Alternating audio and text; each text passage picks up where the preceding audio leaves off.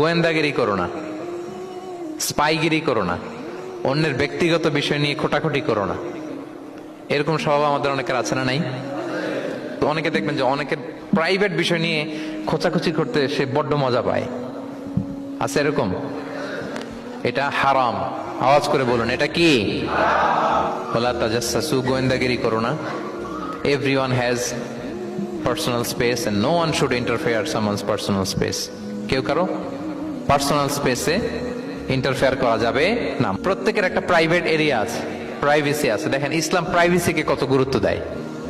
প্রত্যেকের প্রাইভেসিকে ইসলাম কত গুরুত্ব দেয়। কারো প্রাইভেসির মধ্যে ইন্টারফেয়ার করা এটা ইসলাম পছন্দ করে না। এজন্য খবরদার, কারো ব্যক্তিগত কোনো ইস্যু নিয়ে আমরা নাক গলাতে পারবো না।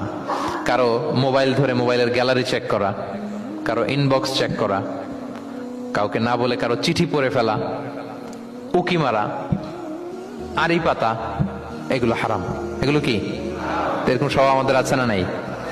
আড়ি পেতে শুনতে চাই, উকি মারি, তারপর সে কি করে দেখি তার প্রাইভেট মুহূর্তে, তারপর তার মোবাইল চেক করি, তার গ্যালারি চেক করি, তার ইনবক্স চেক করি।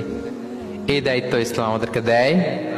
এমনকি ইসলামী রাষ্ট্রও যদি হয়, ইসলামী রাষ্ট্রের জন্য এটা দায়িত্ব না যে প্রত্যেকে ব্যক্তিগত তার বেডরুমে তার প্রাইভেট লাইফে কি করে এটা দেখা। It's not his business.